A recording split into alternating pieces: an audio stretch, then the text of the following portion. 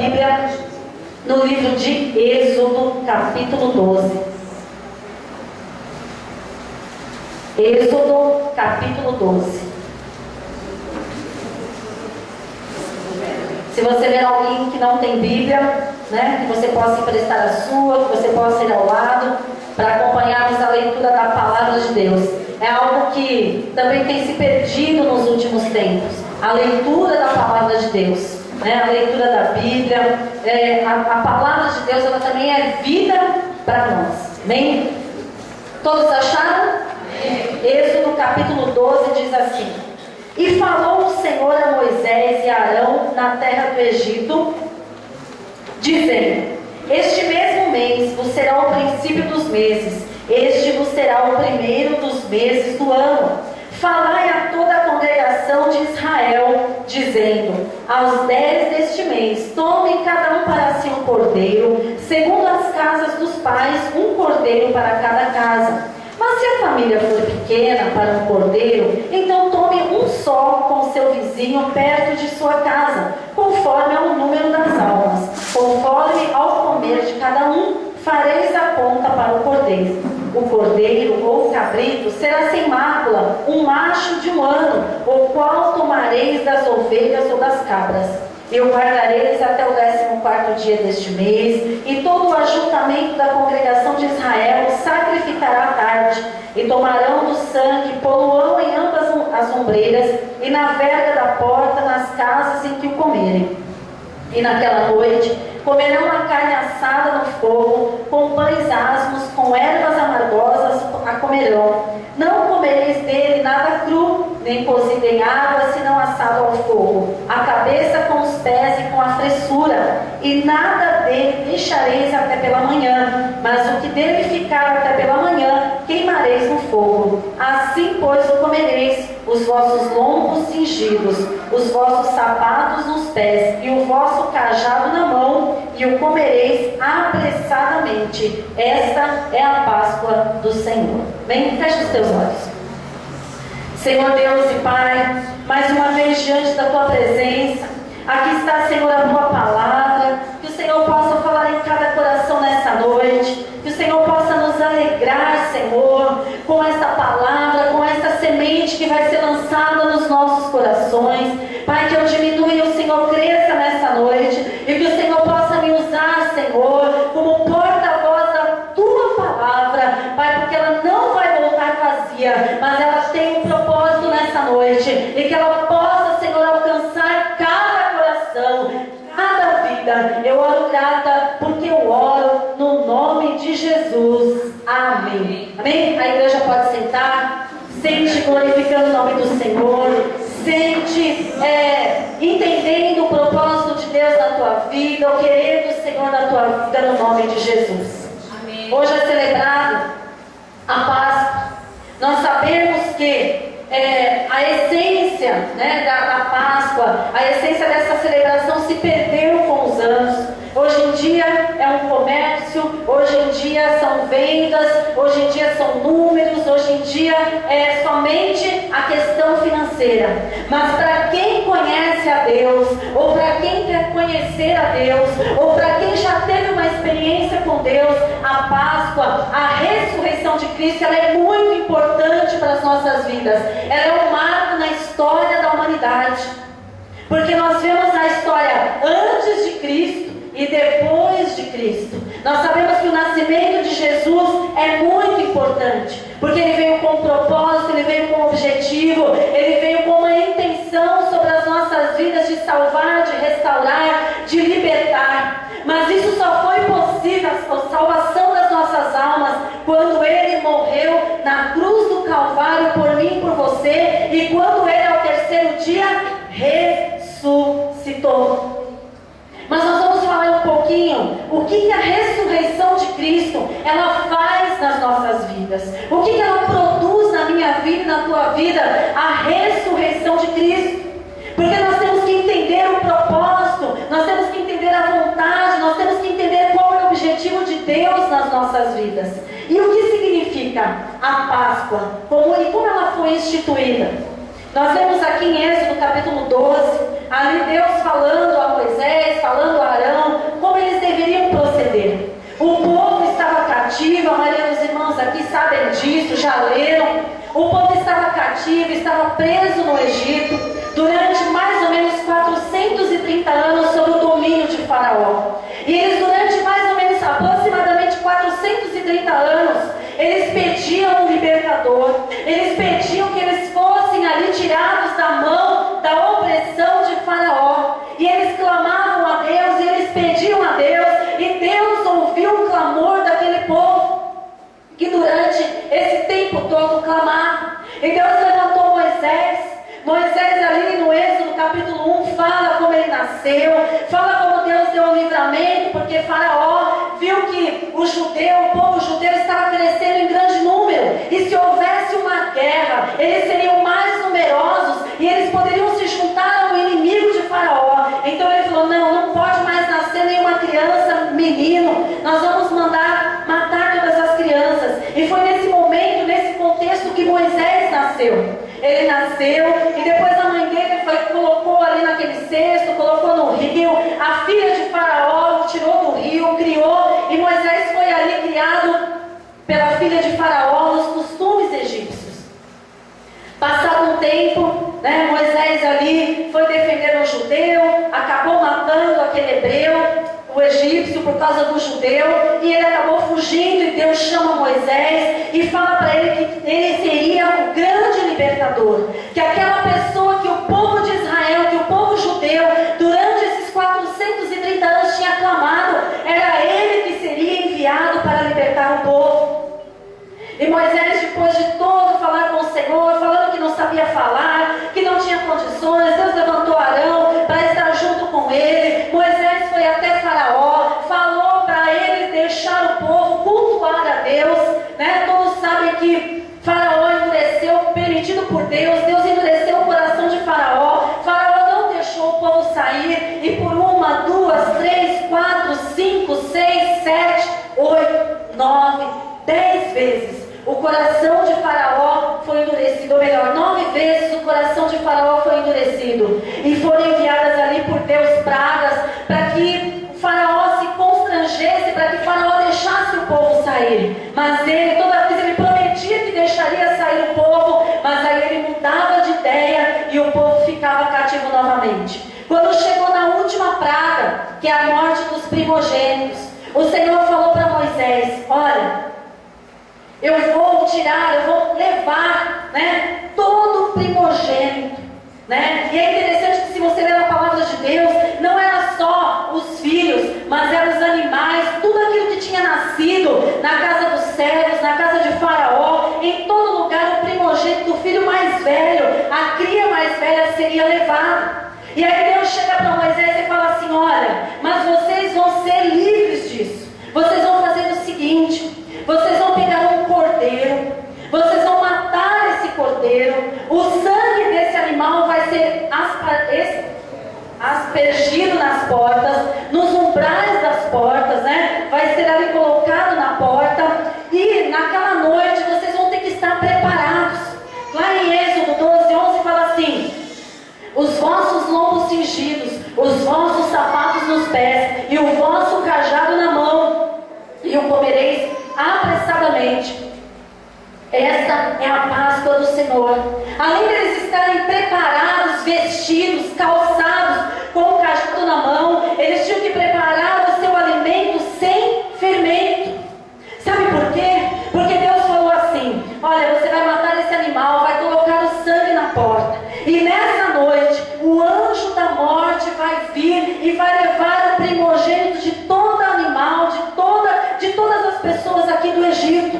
Aquele onde o anjo da morte passar e tiver o sangue aspergido na porta, o anjo da morte não vai entrar. Então nós entendemos, nós vamos aprendendo com a palavra de Deus, que naquela noite todo mundo ali pegou aquele animal, os judeus, de acordo com a orientação do Senhor, pegou aquele animal, matou aquele cordeiro. Se a família era pequena, eles pegavam 2 vizinhos ali, pegavam o animal, dividiam, marcavam a porta com aquele sangue, representando nos dias de hoje o sangue de Jesus Cristo, que nos guarda e nos livra de todo mal, assim como livrou os judeus naquela época.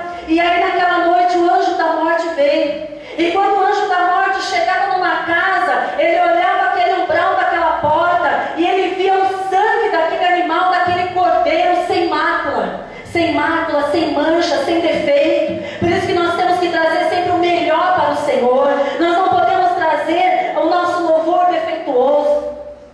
Nós não podemos trazer a nossa oferta defeituosa. Nós não podemos, por isso que nós não podemos fazer as coisas de Deus de qualquer maneira, porque desde o princípio Deus sempre quer o melhor, quer que nós entreguemos o perfeito, aquilo que é sem mácula, sem mancha, sem dolo. E ali foi pedido aquele cordeiro ali sem mancha, sem mácula.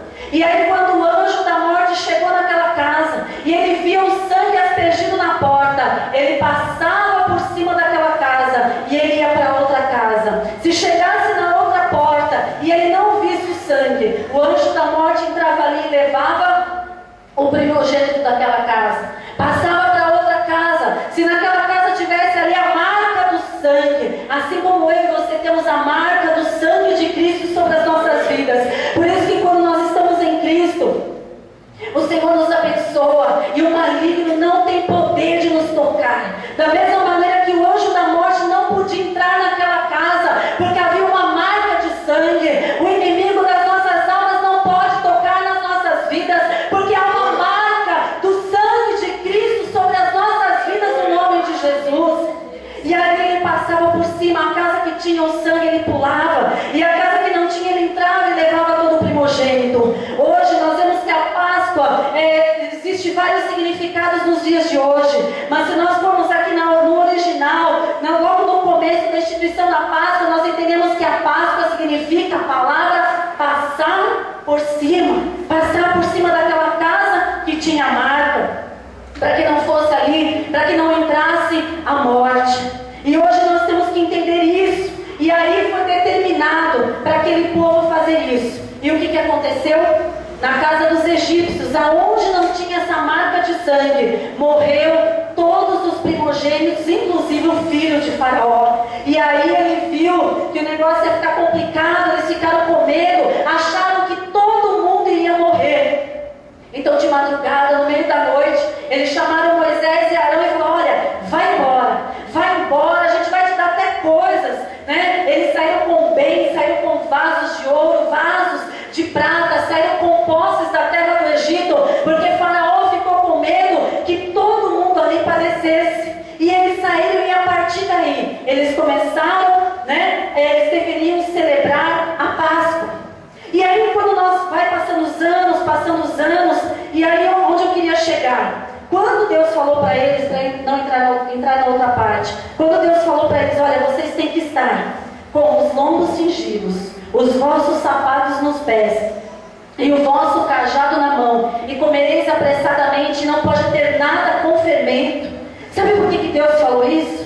Porque Deus sabia que no meio da noite, na hora que eles não imaginavam, no momento que eles não pensavam, Deus iria ali falar com o Faraó, né? Ia tocar no coração dele para que chamasse Moisés e Arão. Então eles tinham que estar preparados, eles tinham que estar com as suas vestes, com os seus sapatos, prontos para que no meio da noite eles largassem tudo ali no Egito e pudessem sair com todas as suas coisas. E o pão não deveria ser fermentado, sabe por quê? Porque o tempo de fermentação ele leva um tempo, né? Você faz uma massa, as irmãs aqui de plantão sabem melhor do que eu. Quando você coloca aí um fermento, né, numa massa, ela demora para levedar, ela demora para crescer. Então não havia tempo de esperar a massa crescer, porque poderia ser no começo da noite, poderia ser em alguns minutos.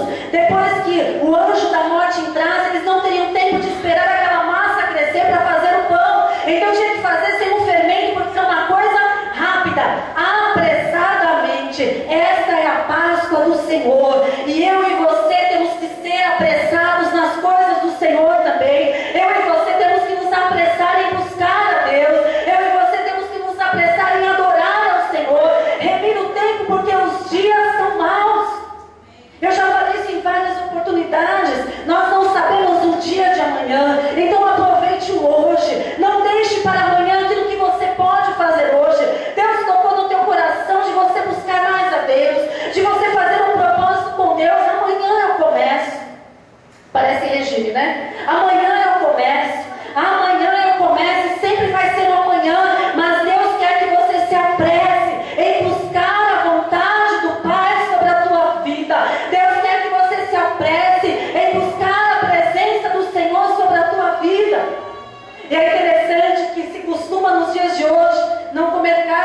sexta-feira, tem gente que fica a semana inteira sem comer carne. E é interessante que se você olhar aqui, aquele cordeiro, ele era morto, o sangue era aspergido na porta e a sua carne era assada e eles comiam. Você vê como se deturpou as coisas no decorrer dos anos. São crendices que vão se colocando, a gente vai acreditando, e aí entra o ovo. Antigamente era um ovo normal, cozido, pintado, acho que surgiu na Alemanha, que era símbolo da fertilidade. Aí depois do ovo cozido, né? Aí inventaram o ovo de Páscoa, que é mais gostoso, e a gente come, porque não, a gente não tem idolatria, mas é bom comer o chocolate, né? E aí as coisas foram acontecendo, e os tempos foram passando, e depois todo o povo judeu continuou celebrando a Páscoa. Eles celebravam a Páscoa porque eles se lembravam do que Deus tinha feito na vida deles. Inclusive eles comiam ervas amargas. Aquelas ervas amargas simbolizavam o sofrimento deles no Egito, simbolizavam o momento que eles ficaram escravos, que eles ficaram sob o jugo de Faraó. E eles celebravam, até que nós chegamos aos evangelhos, até que nós chegamos ao tempo de Jesus, até que nós chegamos à última ceia antes da Páscoa, aonde Jesus, né, ali celebrou com os seus discípulos. E você pode ver isso em Marcos 16, você pode ver em Mateus 28, você pode ver em Lucas 24, e você pode ver em João 20. Em todos, nos 4 evangelhos, fala sobre a ressurreição, fala sobre a Páscoa, fala sobre a morte de Jesus. Então, irmãos, que você tenha o hábito de ler a palavra de Deus, porque Deus vai falar com você. E nós vamos ver que ali Deus, né, o Senhor Jesus participou ali da última ceia da Páscoa. Por quê? Qual era o simbolismo de Jesus ali naquela Páscoa? Lá na época de Moisés, aquele cordeiro morreu para salvar aquele povo, né? Aquele cordeiro pascal. Hoje, Jesus morreu como o cordeiro que tira o pecado do mundo, substituindo o meu lugar e o teu lugar naquela cruz, para que nós tivéssemos vida e vida em abundância. Então, quando morreu aquele animal, agora morreu Jesus. Jesus era sem mancha, Jesus era sem defeito, Jesus era sem pecado, Jesus era perfeito, e Ele foi o Cordeiro Pascal que morreu por mim e por você, o Cordeiro de Deus que tira o pecado do mundo, porque através da morte salvífica de Jesus na cruz do Calvário, eu e você tivemos direito à vida eterna. E aí Ele morreu, e ao terceiro dia Ele ressuscitou. E você vai poder ver nos evangelhos a ressurreição de Cristo. Às vezes, quando nós vamos dar aula de teologia, entra essa questão da ressurreição e da reencarnação.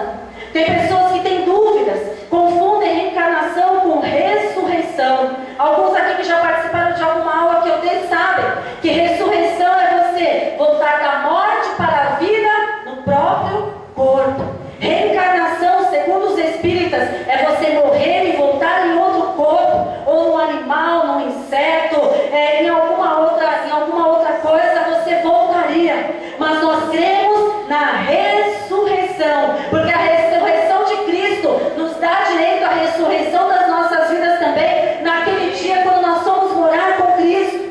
Amém. Nós não acreditamos em reencarnação, mas nós acreditamos na ressurreição. E a ressurreição é ressuscitar, é o retorno da vida, a morte para a vida.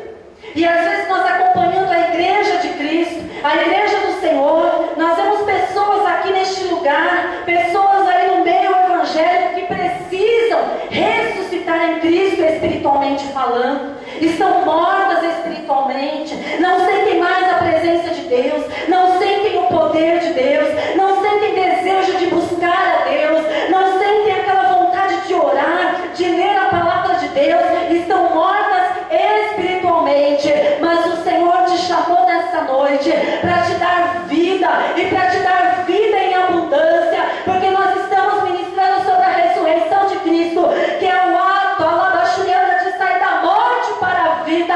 Jesus saiu da morte física para a vida física, mas nós vamos sair nessa noite da morte espiritual para a vida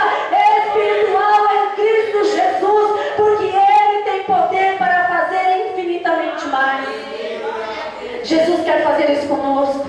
Na carta de Coríntios, 1 Coríntios, capítulo 15, verso 1, diz assim: também vos notifico, irmãos, o evangelho que já vos tenho anunciado, o qual também recebeste, e no qual também permaneceis, pelo qual também sois salvos, se o retiveres, tal como vos tenho anunciado, se não é que crestes em vão.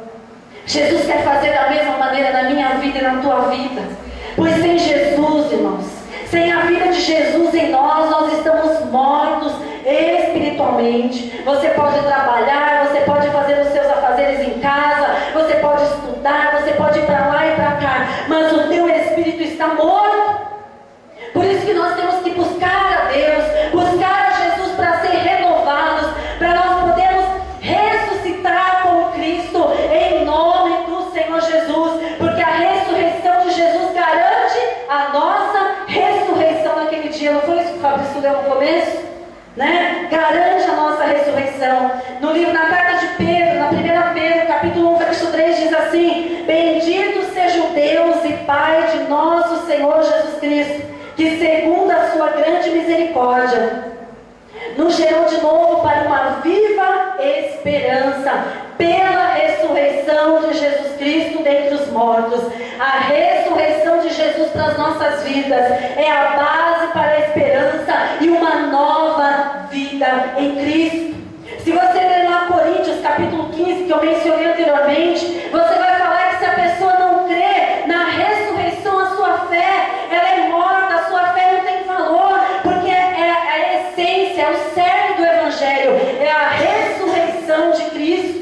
E nós temos que crer nisso, nós temos que confiar nisso, porque um dia nós também vamos estar com o Senhor Jesus. Aqueles que morreram vão ressuscitar primeiro, e aqueles que estiverem aqui vão ser levados com o Senhor Jesus.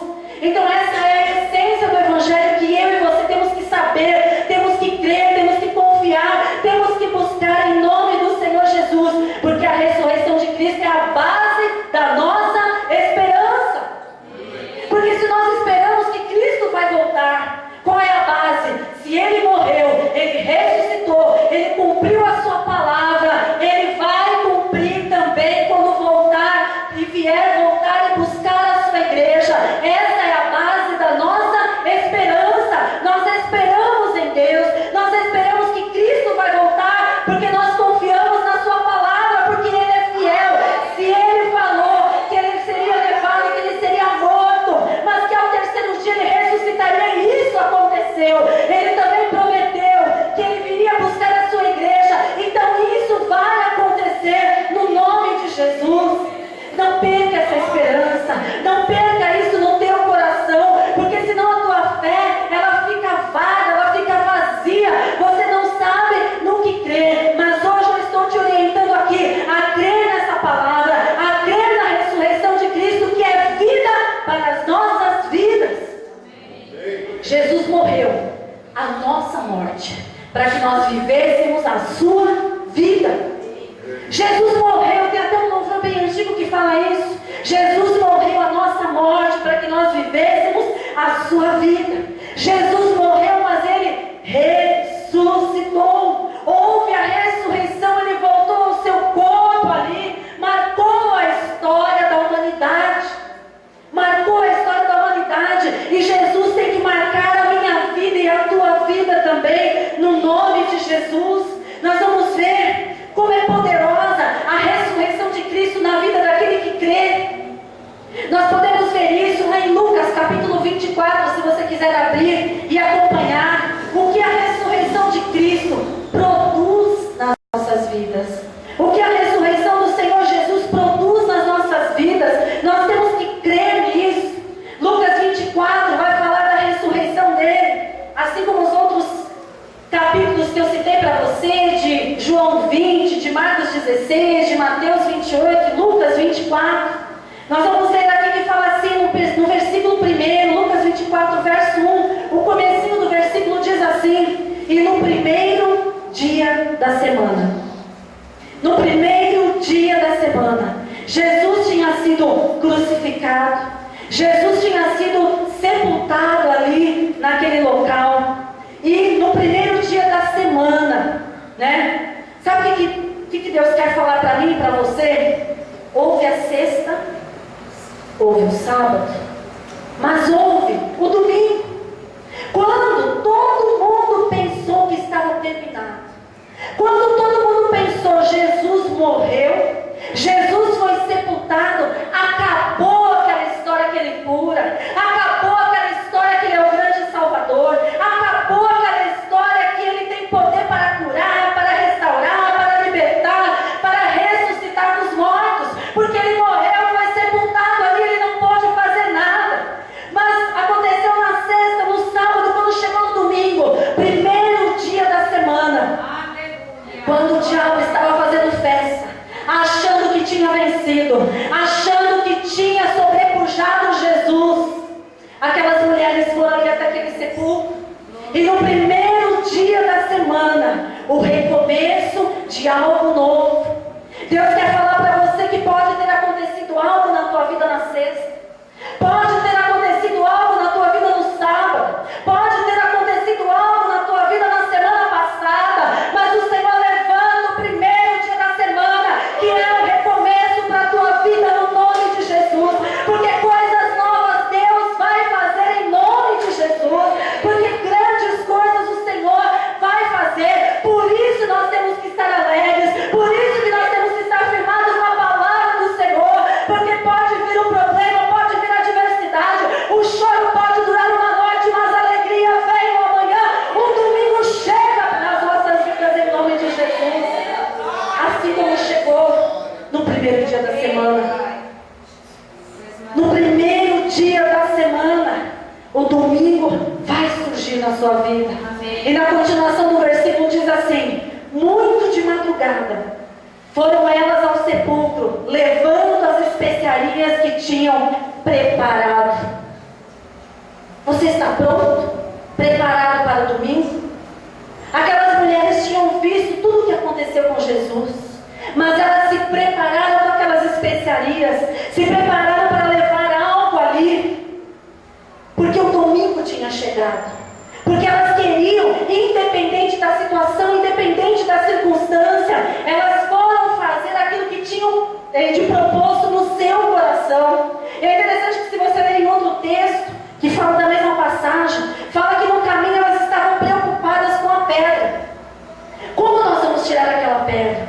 Alguns arqueólogos fizeram um estudo que aquela pedra que fechava o sepulcro de Jesus pesava mais ou menos 5 a 6 toneladas, 5.000 a 6.000 quilos. Irmãos, humanamente impossível de ser retirada.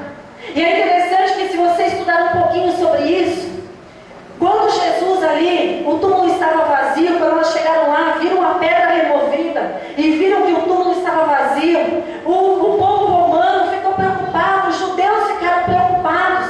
E aí eles começaram, no decorrer do tempo, naquela época mesmo, eles começaram a inventar um monte de coisas.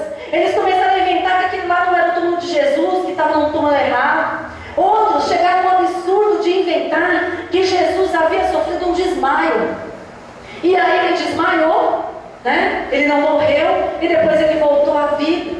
Tem outros que falaram assim: foram no sepulcro errado, no lugar errado. Aí o pessoal lá na época de Jesus falou assim: não, nós vamos falar, né, que o corpo foi roubado. E aí eles ficaram preocupados que o corpo fosse roubado, mandaram lá ficar soldados romanos lá tomando conta lá do corpo de Jesus. Mas, irmãos, quando Deus quer operar, não tem pedra, não tem obstáculo, não tem dificuldade, porque Deus, Ele tira todos os obstáculos para nos abençoar. Deus tira todos os impedimentos. Quando você olha e vê a situação, parece difícil, parece que você não vai conseguir. Aquelas mulheres no caminho já estavam pensando: como nós vamos tirar aquela pedra? Como nós vamos remover aquela pedra? Mas o que elas não esperavam é que, quando elas chegassem lá, a pedra já tinha sido removida de maneira sobrenatural. E o que nós vamos aprender com isso? Que Deus, Ele pode operar nas nossas vidas de maneira sobrenatural. Nós é que muitas vezes colocamos tantas pedras no nosso caminho, nós que muitas vezes perdemos a fé que Jesus pode operar, que Jesus pode salvar, que Jesus pode libertar, que Ele pode fazer infinitamente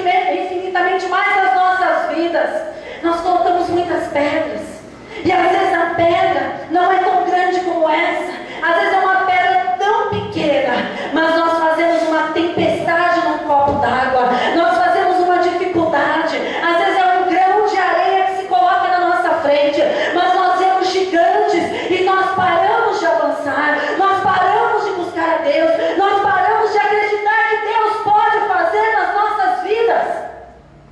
Não por uma pedra grande, mas por um grão de areia. E aí você para de adorar a Deus, aí você para de buscar a Deus, aí você para de ler a sua palavra, você para de vir à igreja, você para de confiar nas promessas de Deus. A palavra de Deus tem várias promessas, muitas promessas, todas elas referentes a Jesus foram cumpridas na íntegra. Então por que você deixa Satanás colocar dúvida no teu coração? A palavra de Deus, ela tem resposta para a nossa vida. Ela tem resposta para todas as áreas da nossa vida. Mas sabe por que nós estamos muitas vezes fracos, sem fé, querendo parar na beira do caminho? Porque nós não temos lido a palavra de Deus, que é alimento para as nossas almas. Nós não temos dedicado tempo ao Senhor para ouvir Deus falar conosco. Quando a palavra de Deus nos ensina que se nós pecarmos, nós temos um advogado, que nós temos que pedir perdão, nos arrepender, e o Senhor perdoa os nossos pecados. Aí quando nós cometemos algum deslize, não vou orar mais, não vou buscar mais, não vou mais na igreja, esquecendo o que a palavra diz. A palavra do Senhor ainda fala, como o pastor falou ontem, o justo pode cair 7 vezes, mas o Senhor o levantará. Irmãos, caminhe na dificuldade, caminhe na fraqueza, caminhe na fragilidade, caminhe lá na tua debilidade, caminhe muitas vezes se arrastando, mas não pare de caminhar.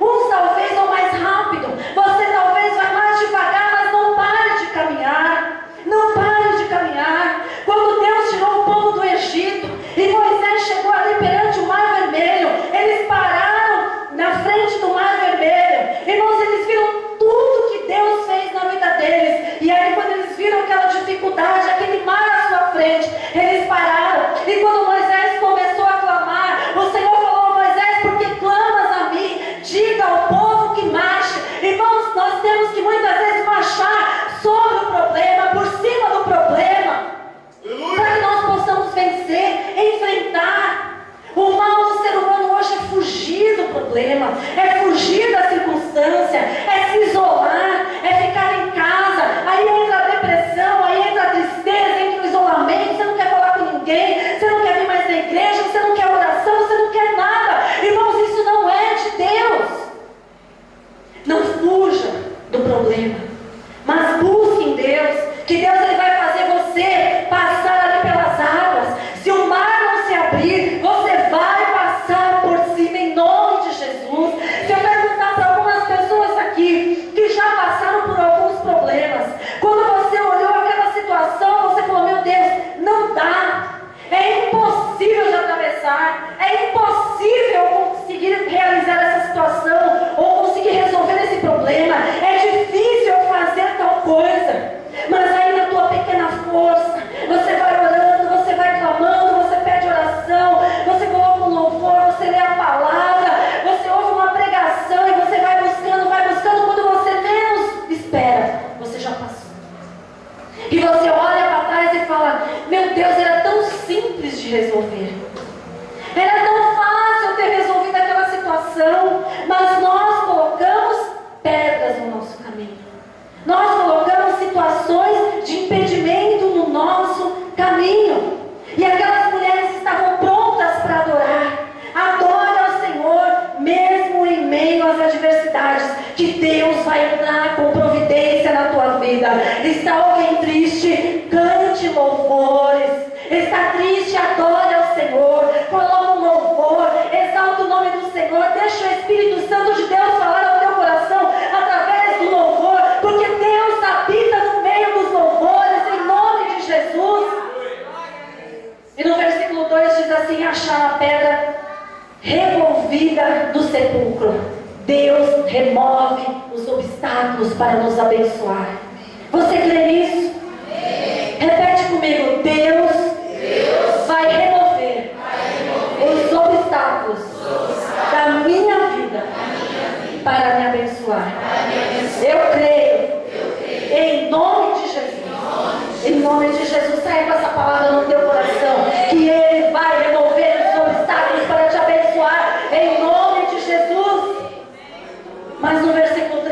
assim: e entrando, não acharam o corpo do Senhor Jesus. Sabe qual é a grande diferença, ou o grande diferencial do cristianismo e das outras religiões? Tem duas coisas. Primeiro, as outras religiões, qualquer religião, seita, eles nunca falam que após a morte, se você não estiver com Jesus, você não vai ter uma vida boa. O cristianismo é a única religião que fala que se você aceitar Jesus, você tem vida eterna. Se você não aceitar Jesus, você tem a condenação eterna. Nenhuma religião fala isso. Nenhuma religião fala essa verdade, porque sabe que muitas pessoas não vão querer. Elas preferem ser enganadas, elas preferem ser iludidas, que vão estar no paraíso, que vão ter os seus pecados ali expurgados no purgatório, que vão ter uma vida após a morte, que vão ter que cumprir o seu karma. Tem tanta coisa que é falada. Então um dos diferenciais do cristianismo é esse. Nós falamos que se você aceita Jesus, você tem vida. Se você não aceita Jesus, você tem a morte. Nós falamos a verdade e algumas pessoas se escandalizam, falam: nossa, mas vocês acham que vocês são os donos da verdade, porque nós estamos falando o que a verdade nos fala. Nós simplesmente transmitimos o que a palavra de Deus diz. Marcos capítulo 16 fala, né? Ide por todo mundo e pregai o evangelho. Quem crer e for batizado será salvo, quem não crer já está condenado. Não sou eu que falo, não é o pastor que fala, mas é a palavra do Senhor que fala. Esse é um dos diferenciais. O segundo diferencial é que todas as religiões, as mais conhecidas, tiveram seus líderes, tiveram seus profetas, tiveram pessoas que foram notáveis, tinham sabedoria, tinham conhecimento, grandes filósofos, grandes pessoas que tinham muita sabedoria, muito conhecimento. Só que quando elas morreram, elas foram sepultadas. E se você for hoje no lugar ali onde Maomé foi enterrado, se você for aonde outros líderes, outros profetas de outras religiões foram enterrados, você vai achar os restos mortais. Mas Jesus, a diferença é essa: ele morreu, mas ele ressuscitou e os seus restos mortais não estão lá. Essa é a diferença. Por isso que eu e você temos que crer, porque há uma diferença naquele que serve a Deus e daquele que não serve. Se você for lá em Jerusalém, hoje, nessa semana, nós vimos várias reportagens, que era Páscoa e tal, aquela coisa toda. E até eles falam, né? Eu lembro que quando eu era criança, eu ia na igreja católica, e eles colocavam lá uma imagem, eu morria de medo, porque eu achava que era de verdade, que estava lá debaixo do altar, uma estátua, né? Toda ferida, machucada, simbolizando Jesus. Mas Jesus não está morto. Jesus, ele morreu, mas ele, ao terceiro dia, ele ressuscitou para que nós tivéssemos vida também, e vida em abundância. Essa é a diferença do cristianismo, daquele que serve a Cristo e daquele que não serve.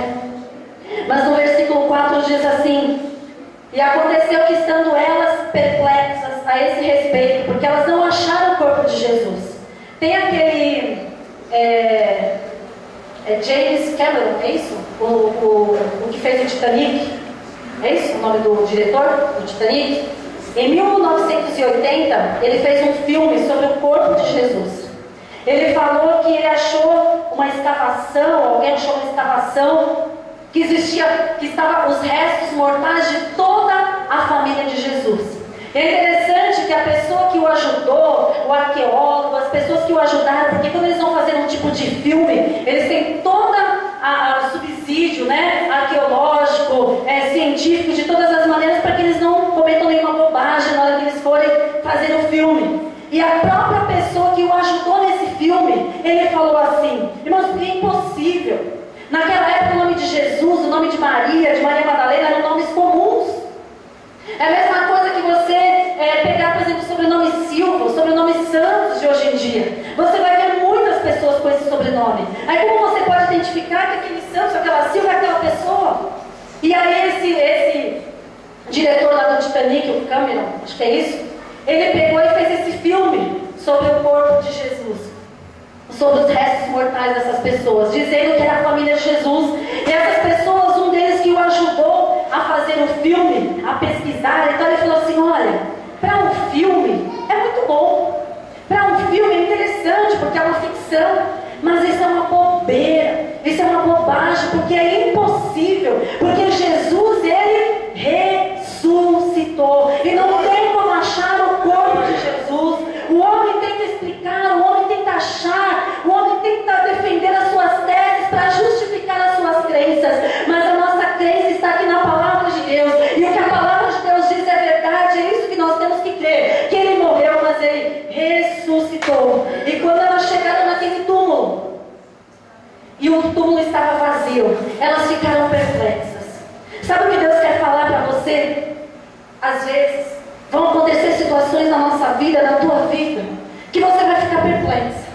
Tem hora que a gente olha a situação e fala: meu Deus, não vai dar. Você para, você fala: meu Deus, não sei nem por onde começar. Mas eu quero dizer uma coisa para você: nas situações mais difíceis, Deus sempre vai nos socorrer. Deus sempre vai te socorrer. Porque quando elas chegaram lá no túmulo, não viram o corpo de Jesus, elas se assustaram, ficaram perplexas. Mas olha o que o Senhor fez. E aconteceu que, estando elas, no versículo 4, perplexas a esse respeito, eis que pararam junto dela 2 varões com vestidos resplandecentes. Deus mandou os seus anjos ali para explicar o que tinha acontecido. Você está perplexa com uma situação que aconteceu na tua vida? Você está assustado, assustada? Você está preocupado? Saiba que Deus, de maneira sobrenatural, vai te dar a resposta daquilo que você precisa, em nome de Jesus. Então somente não pare, então somente não fique perplexo no meio do caminho, mas caminhe e adore ao Senhor, que Deus é contigo, em nome de Jesus. E no versículo 9: e voltando do sepulcro, anunciaram todas estas coisas aos 11 e a todos os demais. A ressurreição de Cristo. Quando nós temos vida de Cristo em nós, quando nós aceitamos a Jesus, quando a nossa fé está genuína no Senhor, quando nós cremos nas suas promessas, nas suas palavras, isso nos impulsiona a pregar as boas novas do Evangelho. Isso nos impulsiona a falar do amor de Cristo para aquele que está perdido. Isso nos impulsiona a falar que Deus ama a todos, que Deus não faz acepção de pessoas, que Deus tem uma obra na nossa vida, que tão somente nós temos que crer e confiar que Deus pode restaurar, que Deus pode curar, que Deus pode fazer infinitamente mais na vida daquele que não conhece a Cristo. A ressurreição de Cristo faz isso, nos dá uma nova vida, nos dá uma nova perspectiva, nos dá um novo ânimo, nos dá uma nova vontade de fazer o querer de Deus. Busque ao Senhor, busque, tenha vida com Cristo, porque a ressurreição de Jesus é o retorno à vida verdadeira, a uma vida nova.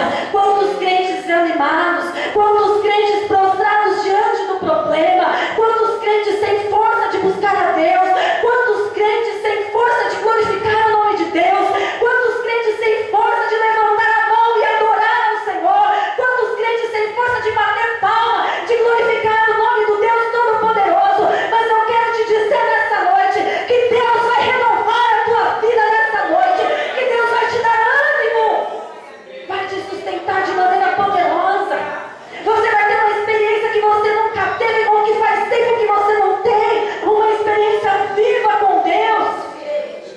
Se você ler outra passagem, aquelas mulheres, quando estavam voltando, elas tiveram um encontro com Jesus. Jesus falou com elas: você também vai ter uma experiência com Deus, com Jesus. É você e o Senhor. Porque a ressurreição de Cristo é a prova que o Evangelho é a verdade. É a principal garantia que nós devemos deixar as coisas do mundo e buscar e viver para Deus. É o fato que nos permite ter fé e esperança em Deus. Porque a ressurreição de Jesus, ela opera na nossa vida física, ela opera na nossa vida emocional, e ela opera na nossa vida espiritual. Sabe por quê? Por que a ressurreição de Cristo nas nossas vidas opera na nossa vida física?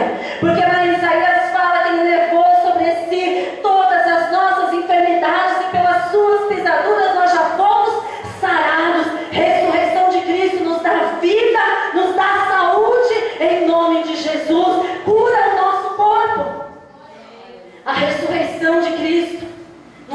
emocional. Quantas pessoas desanimadas, quantas pessoas frustradas, quantas pessoas tristes, com as suas emoções abaladas, com as suas emoções frustradas, sem perspectiva, não vendo saída. E o Senhor, Ele entra no centro das nossas emoções, da nossa alma, e nos dá ânimo, nos dá graça, nos dá força, mesmo no momento mais difícil, no momento mais adverso sobre as nossas vidas, porque Deus, Ele tem vida em abundância para mim e para você, no corpo, na alma e na vida espiritual. Porque quando nós aceitamos a Jesus, antes de nós aceitarmos a Jesus, nós estávamos mortos. Todos pecaram e destituídos estávamos na glória de Deus. Mas aquele que abriu a sua boca, confessou com a sua boca, creu no seu coração e declarou que Jesus é o seu único e suficiente Salvador, começa a ter vida espiritual. Então a ressurreição de Cristo é para o nosso corpo, é para a nossa alma e para o nosso espírito, em nome de Jesus. Em nome de Jesus. É isso que significa a morte de Jesus e a sua ressurreição. Vida para aquele que crê. Jesus morreu a nossa morte para que nós vivêssemos a sua vida, uma vida de abundância, uma vida de alegria, uma vida labachurianda, lamanás, sustentada pela mão do Senhor, uma vida labachurianda, lamanás, fortalecida pela mão do Senhor, em nome de Jesus. Amém? Se coloque em pé, eu quero orar por você. E eu tinha pedido para o grupo de louvor cantar um hino, mas aí na hora da oferta eles cantaram um outro, que veio falar de vivifica-me. Quem precisa ser vivificado nessa noite, em nome de Jesus? Que você possa vir à frente, em nome de Jesus. E que se você for para se prostrar, que você se prostre aos pés do Senhor, aos pés da cruz. Porque o Senhor, Ele quer te dar vida, e vida com abundância. O inimigo, o ladrão, veio para matar, roubar e destruir. Mas Jesus veio para dar vida e vida em abundância. Amém. Com bastante vida, com bastante alegria. Então para de olhar para a luta e só ficar chorando. Para de ficar para a adversidade e ficar perplexo. Para de olhar para o problema e ficar prostrado. Para de olhar para o desânimo e ficar parado. Mas se levante nessa noite, em nome de Jesus, e busque ao Senhor. Busque ânimo no Senhor. Se você está enfermo na tua alma, nas tuas emoções, vem à frente e peça para Deus te curar. Nós vamos orar junto com você. Se